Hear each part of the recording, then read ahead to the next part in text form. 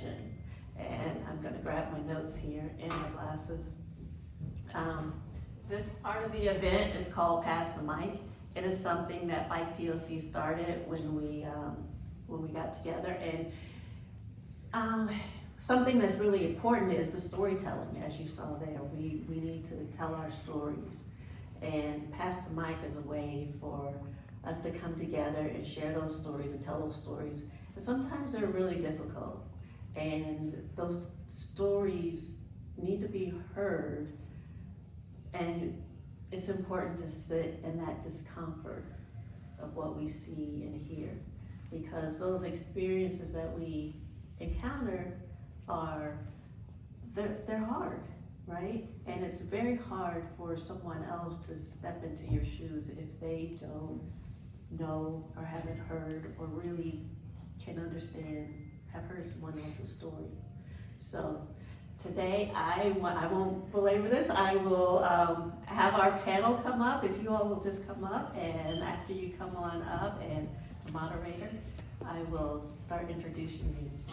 Okay, so we have Beaple, co-founder of Bike POC. What do I say? B does everything. She's an entrepreneur. She owns health clubs. She's a fantastic friend, very intelligent, speaks everything. Okay, she does it all. Emma, I love Emma. Emma, when I first met Emma, I was just blown away. Emma's so smart. She remembers everything. So watch out. Whatever you say. And she is not afraid to tell the truth. I mean, to speak the truth, to speak clearly with honesty and goodness in her heart. She, as you can see, that is like this much compared to what her bio really reads. It's like 2 pages. So thank you, Emma, for being here. Dr. Timothy Nelson. Can I call you Doc? I never got that. Okay. Or what do you want me to call you? Doc. Doc. Okay. Doc. So I go to Santa Fe a lot, where I found this cool vest. And I was at the Santa Fe Library, actually on the website, and I came across this speaking engagement for this book called Black. I was like, what is Blackdom? I started reading it, I was like, what? I was so sad that I couldn't be there for the reading, and I was like, oh, well, I'll just invite him to Bentonville. So thank you for being here. So historian, and we're so interested to hear your story. And Aisha, I was so absolutely flabbergasted when I first saw you on Instagram and all of your stuff, and I was like, what? A pro cyclist? Oh, and I was like, I started following you on Strava. Every Strava post, I was like, ooh, I was like, dang, I wasn't the first one to give her kudos. I just always wanted to be the first one to give you kudos. I'm still working on it. So thank you for being here, Aisha. So with that, I kept it short and sweet, super personal. I hope y'all can read that. If not, there's QR codes on there, so those link to the pages. And we'll keep cycling through there, so you all can, at any time, log in. All right, I'll let you all take it from here. Hi. Thanks for being here, you guys. I was like really crying watching all these documentaries because yeah. And it's a really emotional experience watching all the films because we were there for a lot and it's been really amazing to like build community with all of the amazing people here in this room.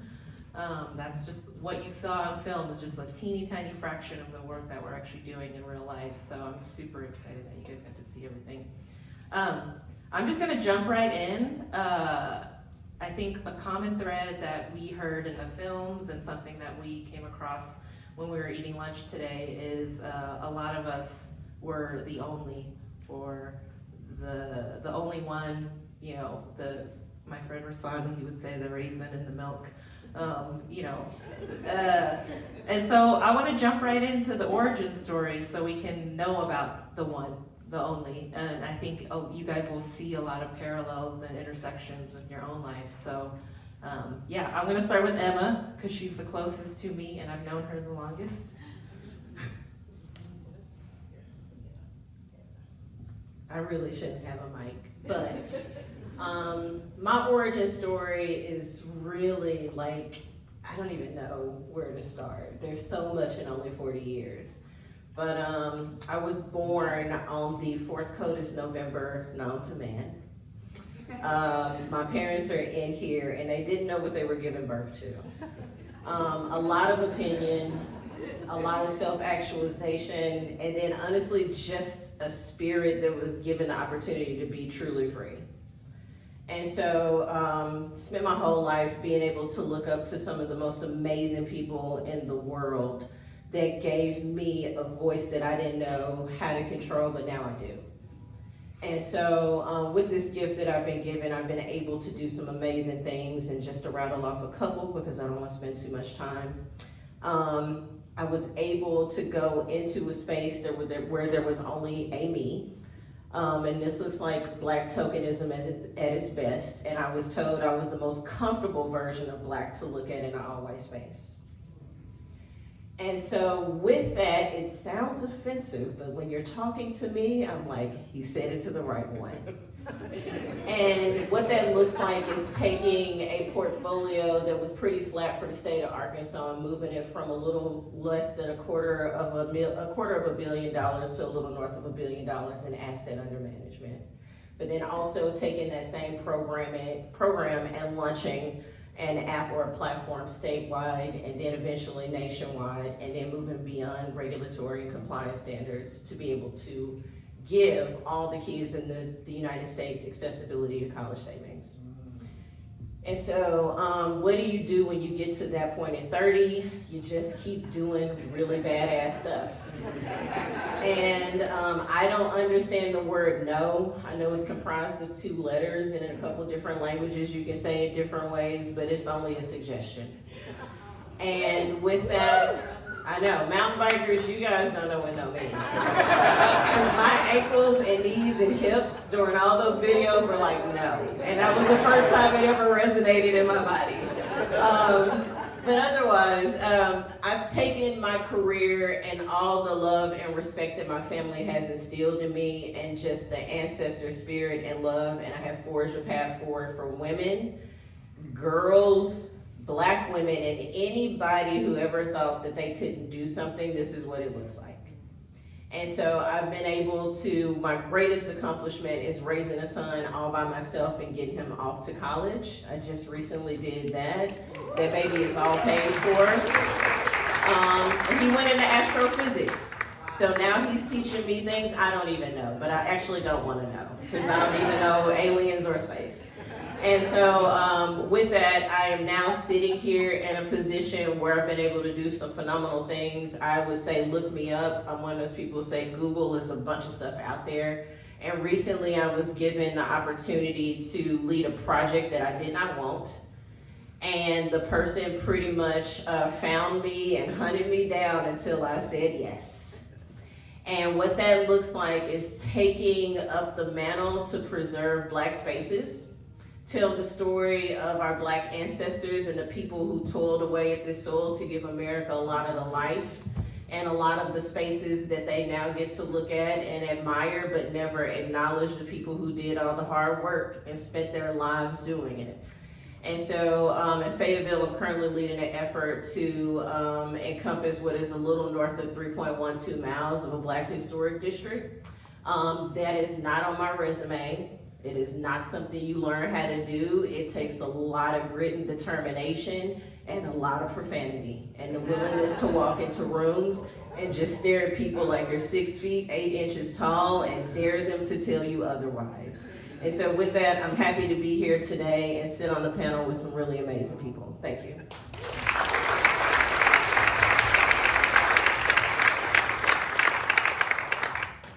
Thanks. Okay. So I want to apologize because I thought Arkansas was something different. Bentonville has changed my perception, at least of Bentonville. So I love it. Now, I am originally from Compton, California. Now, did you know that Compton, California has cowboys? Yeah. Horses, right? Well, you're one of the few people who know that, okay? Because 2020 was the moment when they finally came out on their horses in the protest of the anti-racism and so on. And what I noticed is that even the New York Times didn't know how to contextualize Compton cowboys. And so I had already finished my Ph.D. in dissertation in 2015 from Compton. And I wanted to throw away the things that I had learned in my Ph.D., mostly because no one cared, okay? And if you have ever been in that situation where it's something you love and you have invested yourself, but no one else sees the value, now all of a sudden, you don't see the value. And so then Marissa, I ended up in northern New Mexico, and Marissa, she was working at an institute for the Academy for the Love of Learning. It's a long story. Short version is she understood how to change culture with institution, with activism, and so on.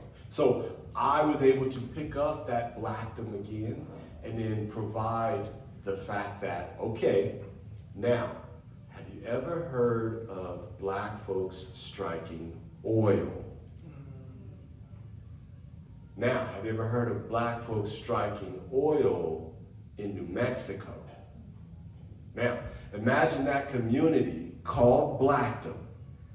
Imagine, guess, what do you think they named their oil company? Blackdom Oil Company. Now, you know how the other history started in 2019, or 1919? They struck oil in 1919. So these black folks, during the Roaring 20s and the Harlem Renaissance, struck oil, right? So I wanted to throw that story away because I'll give you an example. My brother, and I'll keep it real quick, my brother thought I made it up. So I knew I had some work and my mission would be very hard because my brother actually went to my PhD graduation. And then 4 years later figured out that I didn't make it up. So that's me in a nutshell from Compton and got my PhD.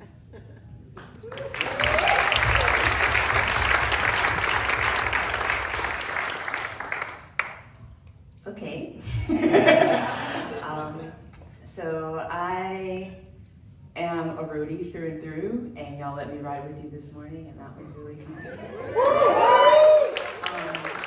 But I wasn't always a cyclist, I guess. I grew up doing music.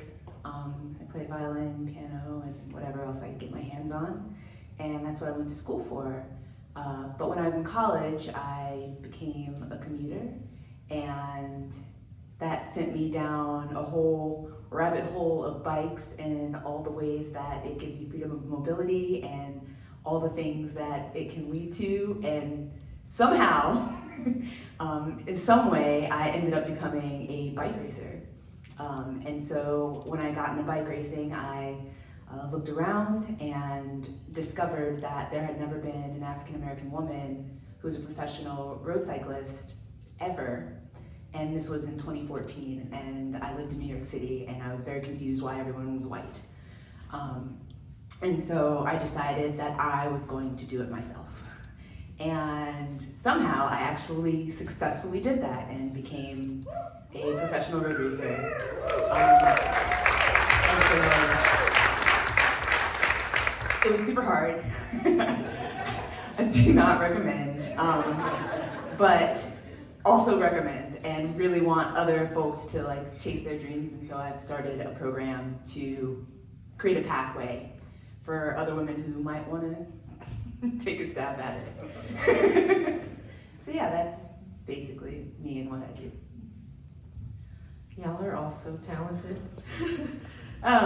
Okay, so now that we've like kind of gotten to the origin story, something that came up when we were talking over lunch is the proverbial brick wall that that each of us have run into at some point in our careers. Because what you're seeing up here right now is a combination of, you know, each of us have our own kind of like nonprofit / entrepreneurial efforts that we're doing at the same time, because we don't really have the luxury of just focusing on one or the other. Because when you're intent on changing the world, you've got to be able to play in both the for-profit and the nonprofit sector to be able to just make a living, especially because due to systemic racism, we don't have the kind of generational wealth that a lot of white families have access to because they were able to buy homes and all that. So Aisha, I want to start with you. Can you talk a little bit about what that brick wall was? And then I think I want to dive into that for all of y'all. And then I want to move on to how do we deal with it? How do we move on from when we hit that brick wall in order to be able to continue to chip away? Oh, which brick wall? I know. There's a lot of them, but. I think the initial brick wall was a lack of a pathway. When I decided that I wanted to become a professional cyclist, first of all, I sounded like a nut job. Like nobody understood why A, I would want to do something like that, and B, believe that I could do something like that. I think a lot of folks thought it was a cute idea, a pipe dream. And I think one of the hardest things, in the beginning at least, was gaining that momentum to get people to take me seriously. And I mean, are you just asking what the brick wall was, or? I mean, like, describe it. Like, what were the things that, from an emotional, personal level, that kind of really did stop you in your tracks, and you're like, oh, I have to reevaluate. I've got to change the strategy up. Well, I'm really stubborn, so nothing stopped me. Nothing stopped me in my tracks. I think if anything, it made me want to do it even more. And I think it upset me that people didn't think that there was a need for it, I guess. Like, why do we need an African American woman to be professional? Like, why does that even matter? And I mean, in the larger scheme of things, maybe it doesn't. But I thought it was ridiculous that it hadn't happened. Like, why not?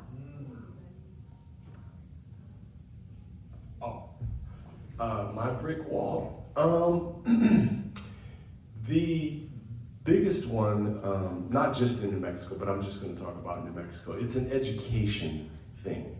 Our educational system didn't allow for people to understand what I was saying about Blackdom, New Mexico. First, teaching them that it existed. Second, that black folks struck oil. The biggest hurdle was getting people to understand that that was significant, because the state of New Mexico and PBS and the national version of Blackdom was that it failed. Now, black folks, first generation out of enslavement, created a town, fully functional, incorporated, all black town, and in less than 20 years struck oil. Where is the failure? But what I didn't know is that the brick wall was, even if you tell a truth like that, that is beyond what has been told because of education, it doesn't land. So then all of a sudden, now I have to build an institution just to show how significant something that is significant is. So that's how you have the book and so on. And I had to create a whole new language. That was the brick wall, getting the new language into the consciousness of folks thinking about utopian societies. When you think about that, you think about black folks, well, we're talking now about Afrotopia. Again, that was the brick wall, the education and trying to get past the thoughts about black folks, you know, in between that in-between blank space that we all have because of our education. Think about it. You go slavery, maybe Reconstruction, And then civil rights. Just jump right over this period where Black folks created their own towns and cities and created their own institutions that that sustained communities and showed how human they were. So yeah, the education part was the hardest brick wall to get over.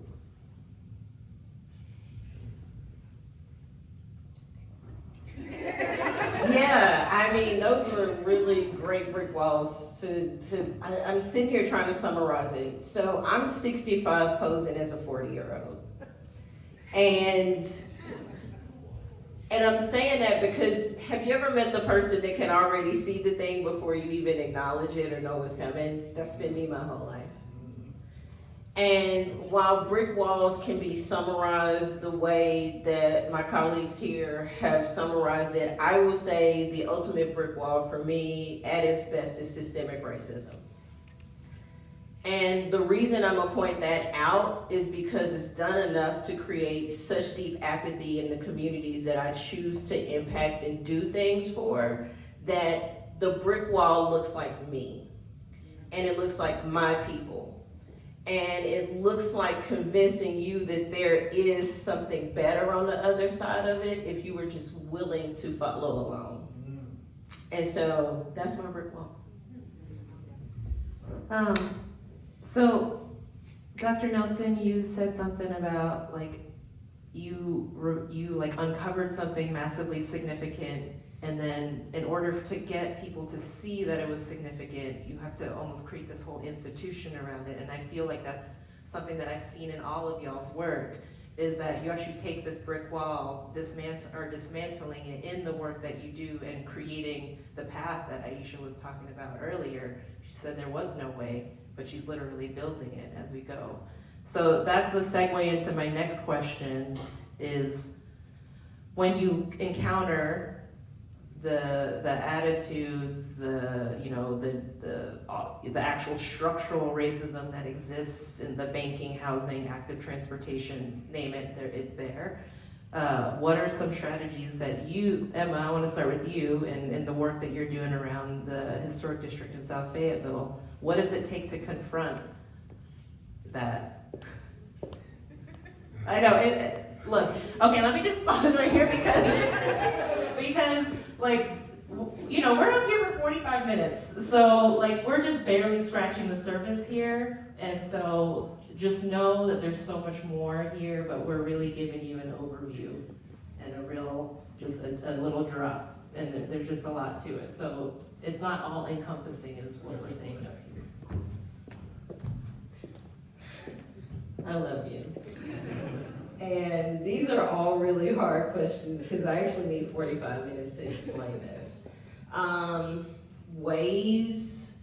Well, you know, at lunch we talked about the preservation of history. Yeah. And the role that it plays in confronting systemic racism head on.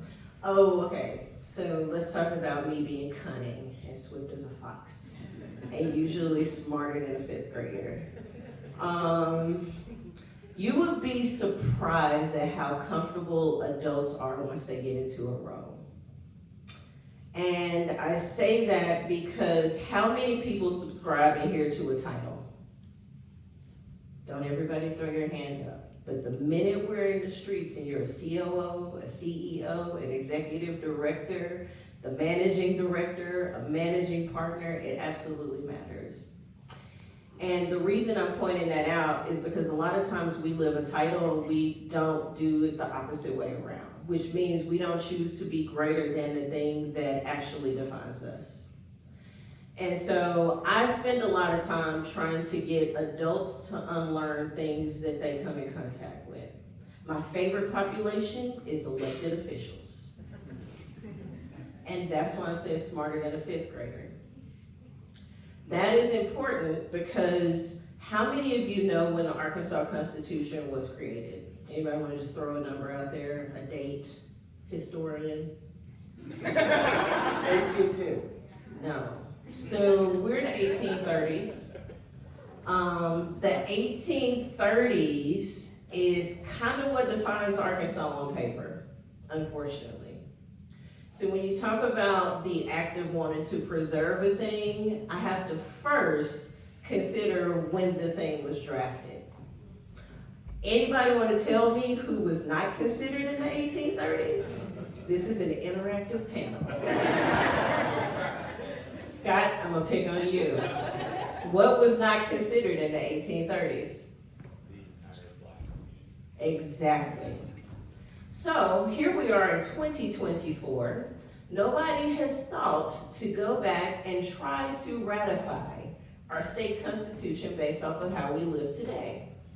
And so when you want to preserve a thing, you now have to consider land and property owners' rights. And so preservation in the state of Arkansas is now thinking we're in the 1830s.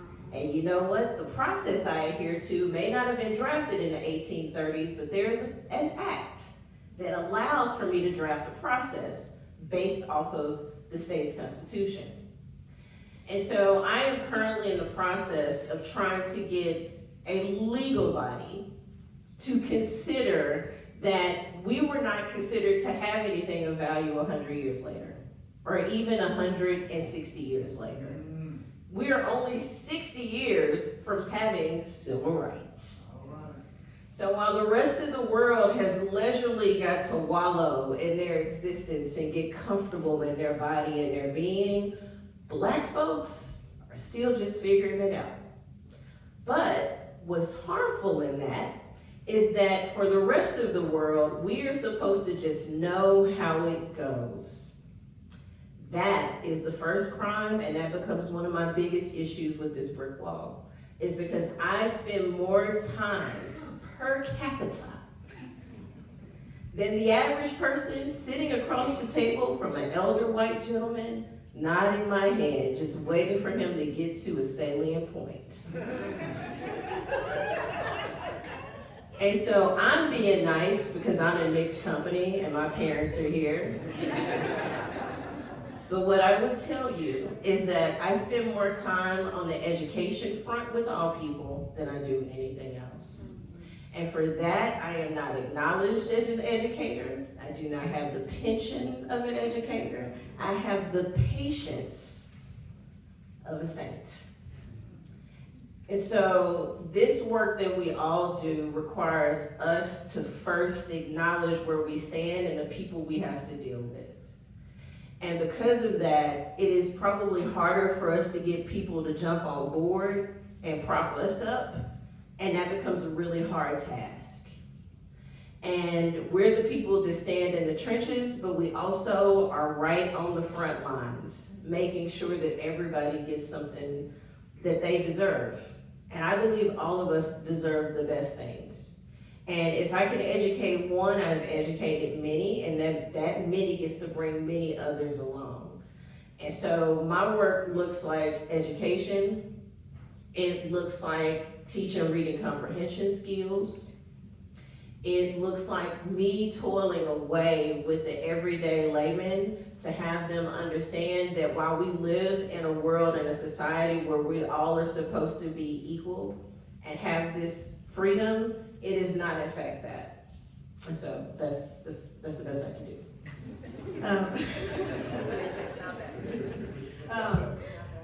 Education is a really common theme in the work that we do, and then even in the documentaries we were watching, we're being confronted with the absence of all of these histories from these curriculums, whether it be we don't teach about Elaine in Arkansas schools. We don't teach about Blackdom in New Mexico schools. We could go down the list.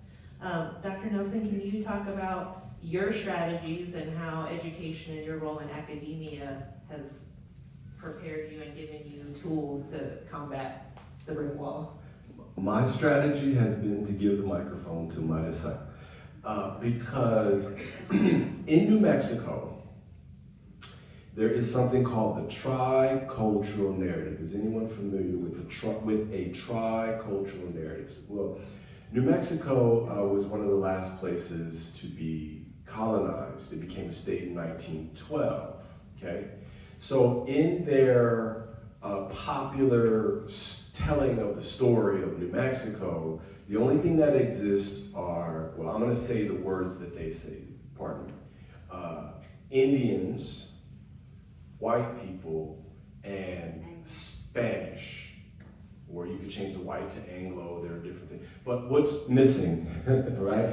Now, even though, Arkansas didn't, or a lot of places in the South, or the East, in the West, which I call Mexico's northern frontier, if you only have those three and black folks are not there, I don't exist.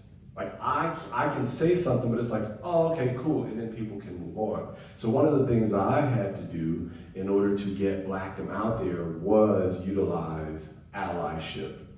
And that was the only way. And so Marissa becomes the voice. Marissa's right there. Can you please stand? Because I want you to understand, none of this would be happening. I wouldn't even be here if not for Marissa. And so what she did is she lent her privilege, skills, knowledge, and abilities in order to say the same thing I was saying, but like they could hear it. Cultural knowledge, not money. Not money. Just one. Not money. Cultural knowledge. That's it, right? ST. See what I'm saying? ChatGPT right there. So getting through it, then I had to almost become an avatar of the thing that I was trying to teach, right? And so then I had to display it, put on a t-shirt, and then I had to go and write a book because somehow they don't invite you out places unless you have a book. So that became a thing too. So in other words, you have to really carve your strategy by watching other people, and you see the brick wall in front of you, and so then you have to just sidestep it somehow. How did we do it? We took all of the freeways, right? Like PBS. So what happens? Marissa goes and talks to PBS. Now I'm on PBS. Marissa goes and talks to different publishers, so now they are calling me. So in order to do that, it's all about carving out your own niche and being able to sustain as best you can, because a lot of times trying to sustain all of a sudden becomes the mission. When you're trying to go through that brick wall, your ability to what is it called? A war of attrition is happening against you. Whether there's an actual entity or not, they will wait you out. They could be anybody, anything, but something is waiting you out, because the change is not going to happen if you don't realize that it is you that is on that mission. So, yeah. Aisha, can you talk about, you talked about community education and engagement and the work that you do with young black women to get them on bikes, and how that's been a huge piece of you kind of building the world that you want to see, which is a diverse peloton of women road cyclists. Can you talk about that? I think before we could even get there, I had to teach people how to talk about anything when it came to diversity in the bike space. There's a lot, I feel like I experienced this thing, and maybe a lot of people experience it as well, where I feel like I'm saying perfectly normal things, which aren't groundbreaking or controversial, or just, this is a homogenous space. There are a lot of white people in cycling, and saying something like that is just really upsetting. And so I felt like I had to pump my brakes a little bit and figure out, okay,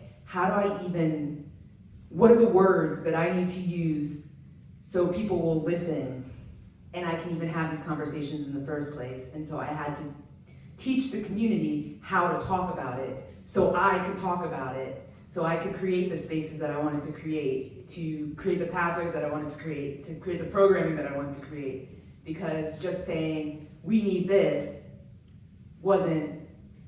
it was just going right over people's heads, or it was just making them really angry.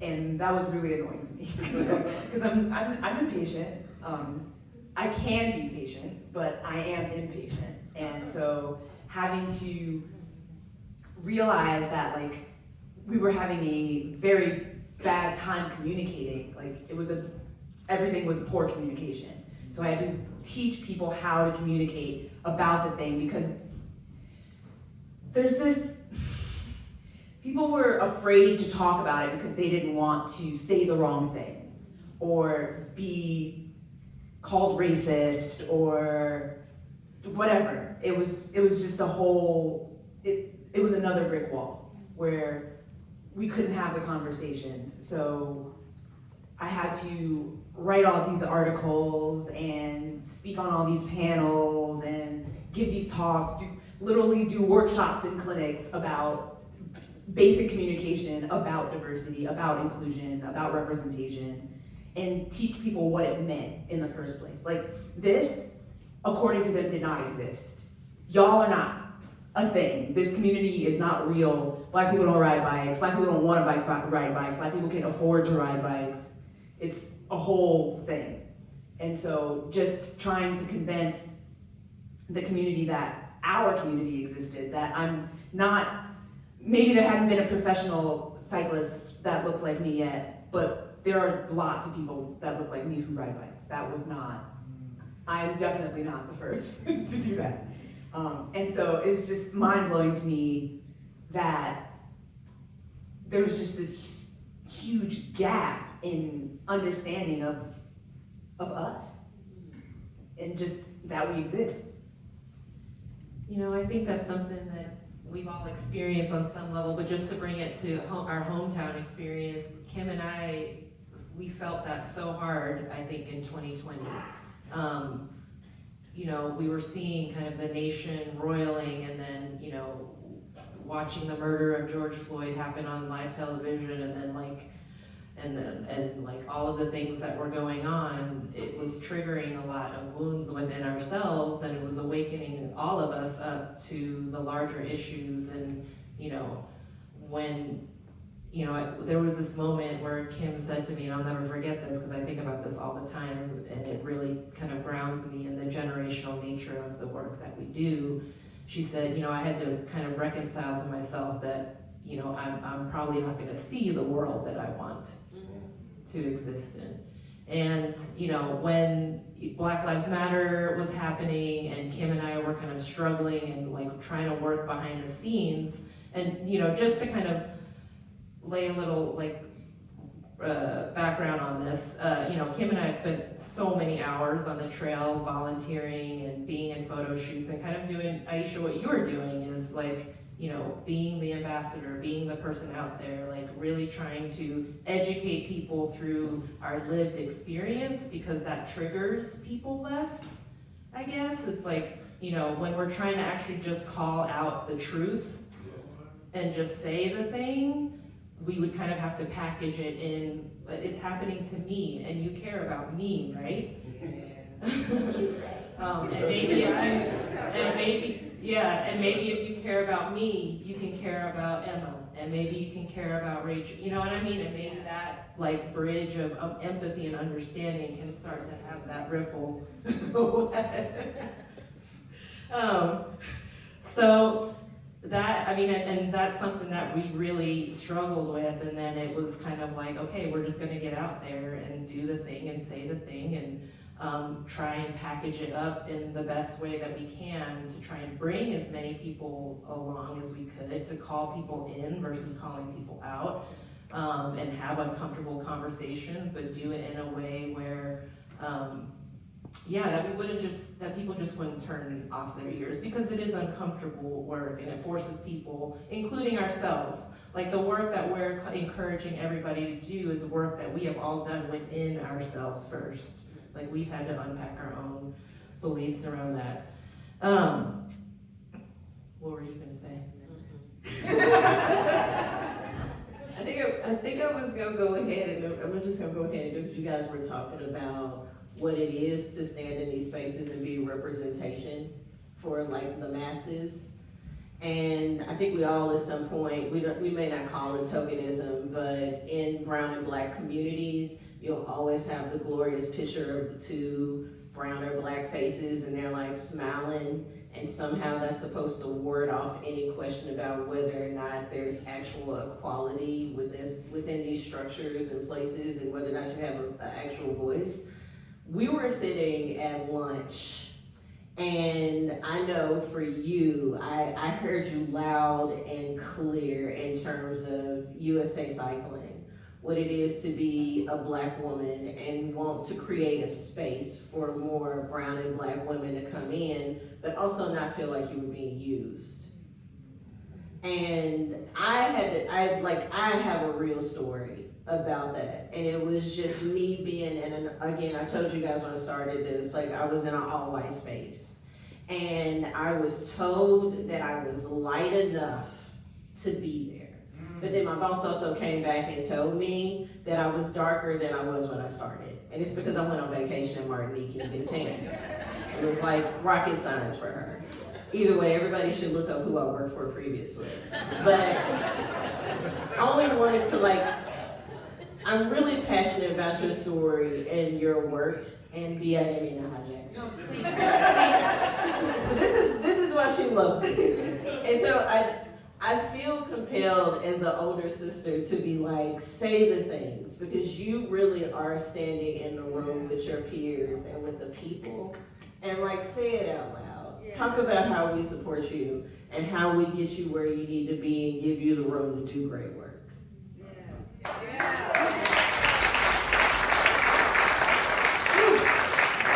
Yeah. This is why I have this unique combination of people up on this stage, because what we're talking about is not just about we're just vomiting out information and take it home and digest it. We are actually actively troubleshooting how to get to tomorrow and get through November and get through January. I mean, Wakanda was not built in a night. Black so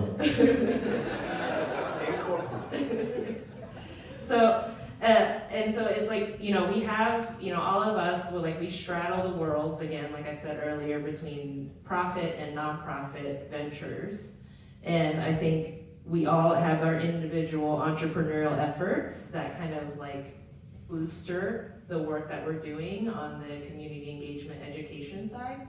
And I want to start with Aisha first. So the QR code here links to Aisha's website, A Quick Brown Fox, and there's a ton of information here that's really amazing about the work that she does, but can you go into some of the work that you do in that education community building side? So I feel like lately I'm doing a bit less of the educating side of things, and it's probably because I have a combination of lack of time and a loss of patience over the years. But a large portion of my work now is with working on the Abundance Project, which is a program that I created kind of in the height of the beginning of the pandemic, where, after the murder of George Floyd, I was super depressed and burnt out on all of the things, and really wanted to create a space to celebrate Black and brown joy because I'd had enough of the opposite. And so I decided I was going to create a 2-day virtual summit. And I also wanted to create this program where women of color could try bike racing regardless of their skill level. So I wanted to see what would happen if you eliminated as many barriers as possible, because basically I needed to trick people into trying this thing. And so in order to do that, I had to eliminate the barriers because there are many. And so I did the summit, and as part of the summit, I opened it up to optional donations. And a lot of people gave money. And so I was able to start this program. And what was really cool is that in starting the program, I wanted it to not be sponsored, because a lot of the work that I do is sponsored. But I wanted this program to not be sponsored because initially when I had this idea, even before the pandemic, I went to my sponsors and they told me I could talk to the nonprofit sector of the company and they would help me workshop my idea and all of this stuff. None of that ever happened. But I wanted to create this thing exactly how I saw it in my head.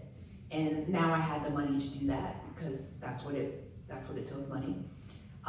And I didn't want the women who participated in this program to feel like a product, because I feel like when you have these sponsorships, the companies that are in charge tell you what they want you to do instead of the opposite.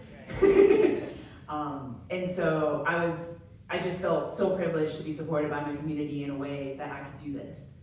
And so we created that initial cohort. It was 8 adult women and 1 11-year-old girl, because I opened up the applications and I thought no one was gonna apply, to be honest. But I didn't put an age limit on it. I didn't put really very many restrictions on it at all, except, are you a woman of color? Are you willing to try this thing? And the thing was a race in Wisconsin. It's called the Tour of America's Dairyland. It's one of the biggest and oldest road races in the country.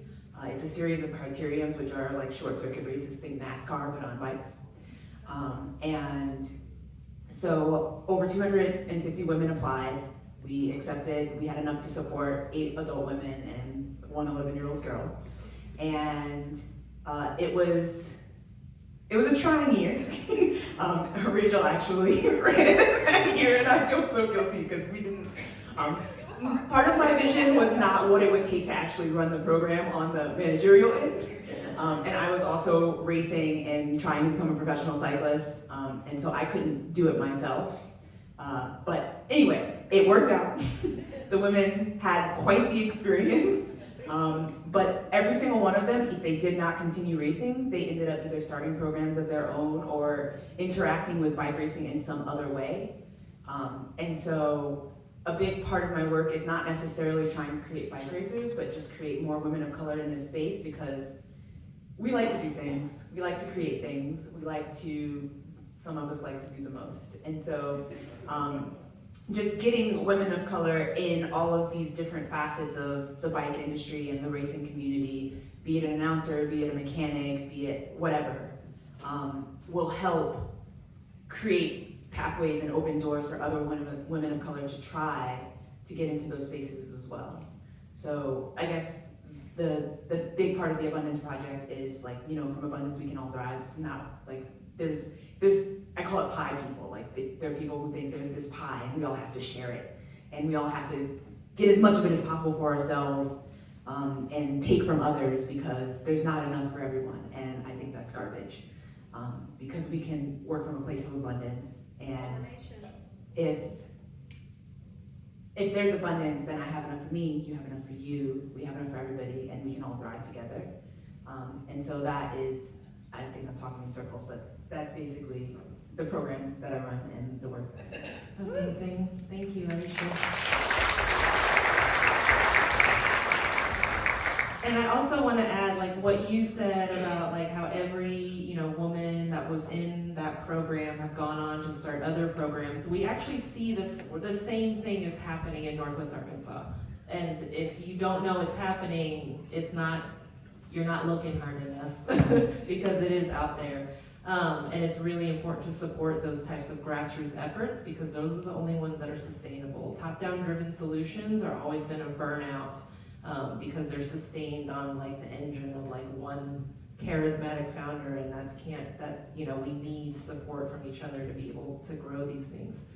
I think about All Bikes Welcome and the BIPOC Fellowship program that we've been helping with this year, and it's like we've got 10 women, 10 people as part of this group, and like it's really been awesome like listening to all of their individual stories, because I mean, you've got activists and advocates advocating, in active transportation and infrastructure. AK works in fair housing, and it's like, just by the very essence of who these women and people are, just by their existing and being able to have this additional tool in their pocket, which is the empowerment of being on bikes and being outside, they're able to continue their work, pay the bills, because I mean, really, we still live in late stage capitalism. Like, if we gotta pay rent. Dr. Nelson, can you talk about, your entrepreneurial efforts and how they tie into the work that you do?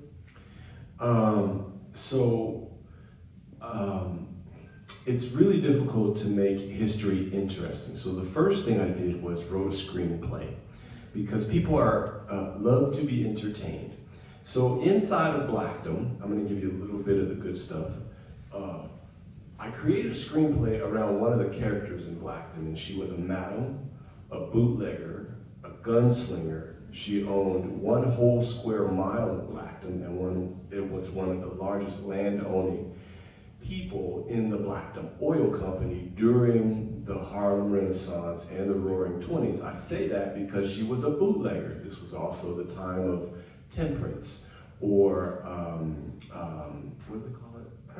Prohibition, right? So she was a bootlegger during that time. So her money helped fund Blackdom.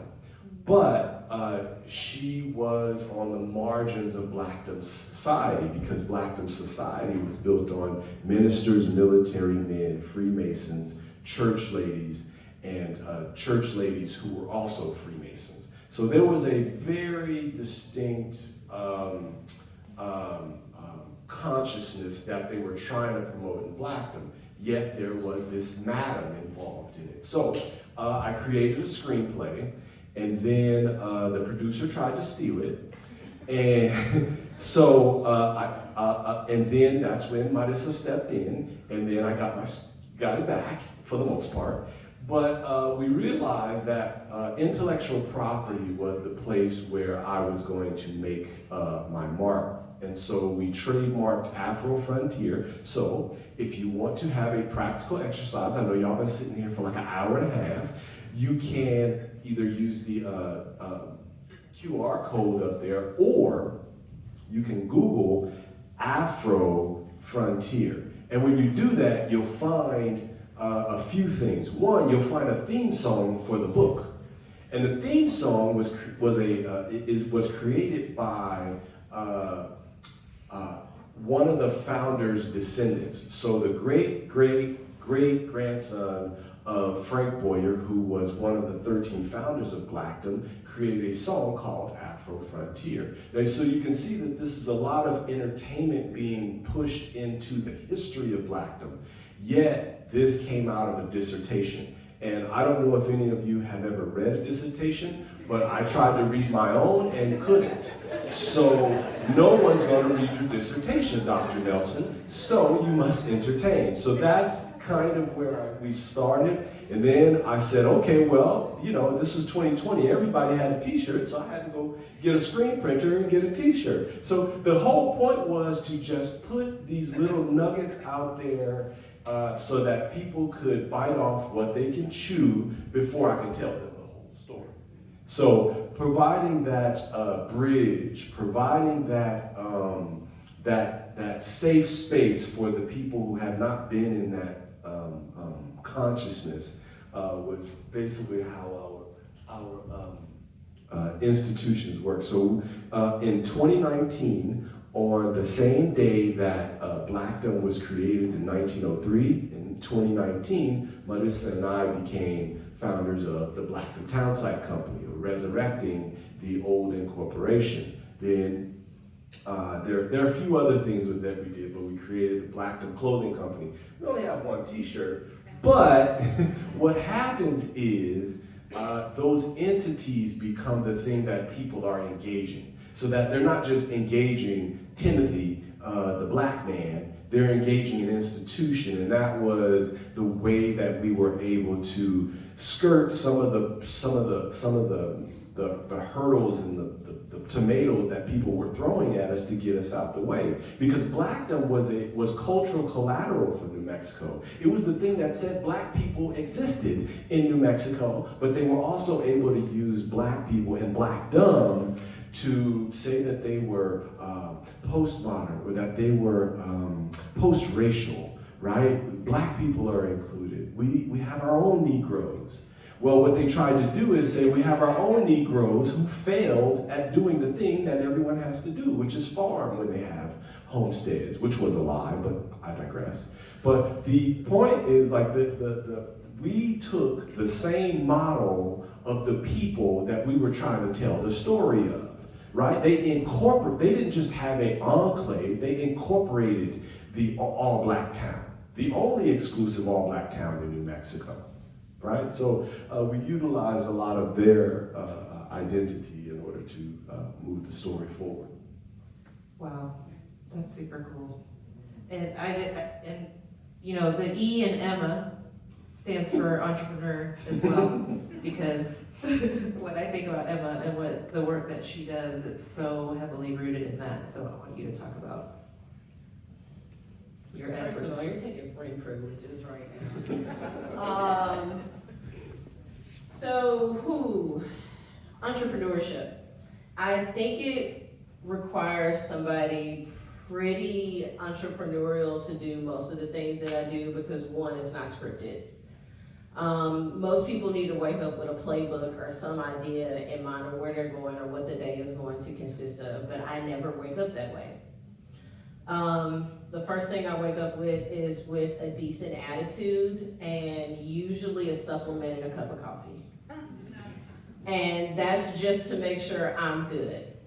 And it means I won't go outside and try to show off my grill, because usually I do like to show my teeth and everything that I do. And I growl a little bit too when I'm out. But, so entrepreneurship with me just stems from one, this big, wide imagination that I have on what's possible. And that stems from being just visionary. And what I found over the course of my career is, one, I'm not meant to be contained in too many spaces. My dad's laughing, and it's true. It's so great bringing your parents places. So I say all that to say that I don't know that I ever thought I would be sitting in this seat doing half of the things that I'm doing right now. And that is because my path has been pretty much a scatter pattern. There is no theme, there is no trend. By human definition, it looks successful. What I will say is I am in some gauntlet of fire, doing a bunch of things to get to some higher calling that I'm not completely aware of. And that's the definition of an entrepreneur. We are fighting for something much larger and much greater than what most people can actually see, actualize, or even define. And so when people call me, I never get a traditional phone call. It usually is like, I'm in some country and I need to cross a border into another one. Who do you know? My passport does not get me there. Just so happened, I have a Rolodex of people that can do that. Don't ask me how I got to those people, but I'm here. All of that to say is I have a really huge task ahead of me. And what that looks like is bringing the Black population into a space of where they actually get to dream and imagine more for themselves. Again, the heart of an entrepreneur. You equal parts are a leader, and a lot of times you will never call yourself a leader, but you are called to be one. That requires a lot of prayer, a lot of trying to talk to your grandmother and your grandfather that are no longer here, but asking whose joke is it and why. Like, who thought this was the punishment for all the stuff that I did? Because I did a lot. Like, I have some epic stories. You can find my mom and dad for more regaling on Emma's life. But the entrepreneurship in me is the nonstop work week. I work Monday through Sunday ad nauseum. And I do it because I honestly love people, and I see more in you than you will probably ever see in yourself. That is my jet fuel. Every time I walk in a room and a person acknowledges me or talks to me or even just bothers to ask me a question, it's intriguing to me. My curiosity leads me into all the most amazing places. We've all seen that kid that's like spinning in the candy aisle. That's me. Willy Wonka. It's all possible in this world. And so my entrepreneurship at heart and this work and the project that I'm leading in Fayetteville has made me, with a great deal of childlike wonder, joy, and amazement, bring people who have dealt with a life of apathy into a space of believing that things are actually possible. I started this project and I made sure that after my very first city council meeting, I brought together all the Black descendants of slaves in that neighborhood into a room, into a Black church, and I looked at them and let them say everything that they thought to me. And it started like this: who are you, and what is this idea that you have? And how is it different than the other things people have promised us? That is not a great way to start a project for a lot of people. But luckily for me, I was raised in a place and with people who would just let me listen to anything and believe anything I wanted to. And what that was an opportunity for them to be heard and an opportunity for me to sit and listen. So while they had been beat back countless years of not having anybody from the city coming out and dealing with stormwater issues, erosion, failing infrastructure, dilapidated homes, inability to get bank loans against property that you actually own while the rest of the city and the region is sprawling, they didn't believe in anything at this point. So now little old me has to walk in a room and make you believe that there's more and there are greater things for you. That took me 6 weeks. And it looked like yes ma'am, yes ma'am, yes sir, no ma'am, no sir. Everything that I had been taught was immediately called into this project. It was going to church Monday through Sunday. It was going to the family funeral home after church and having a job and learning how not to complain. That was child labor. But there's no such thing as a family business because I was raised by entrepreneurs. And so all of that to say is that I was forged in fire. And so all of this is light work based off of the years that people have been oppressed, have been taught and told and shown that they are less, for a person like me to walk up and say there is more for you. This is sounding like a Sunday sermon. So,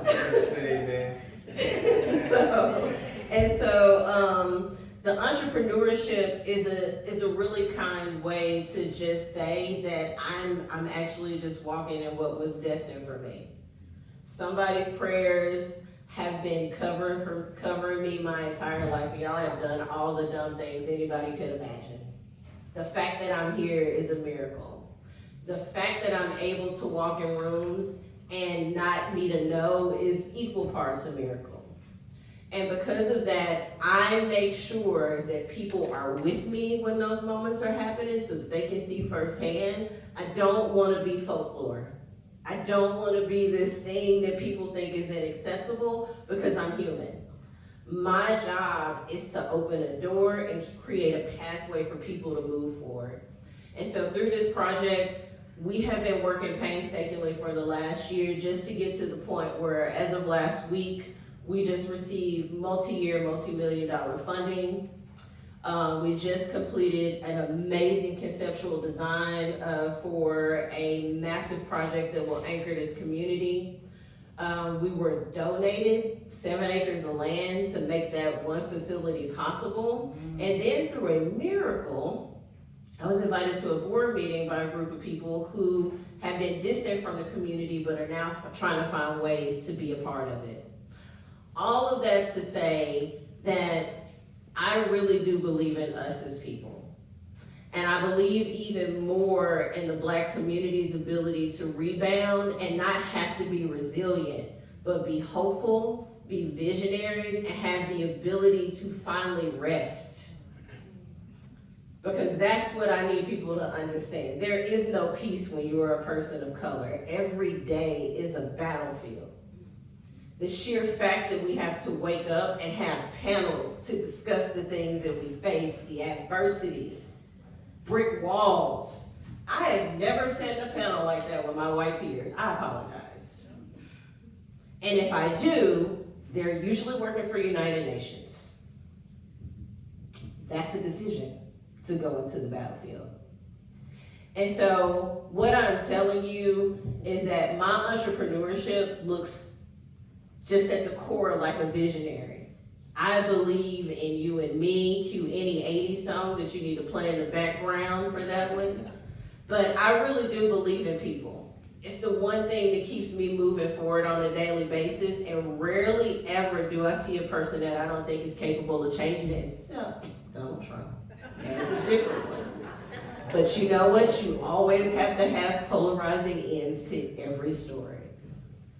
And with that, I just want everybody to just take from me as befriend me as an entrepreneur, as just being a person that is like hopelessly optimistic in what humans can do and what the human condition is capable of.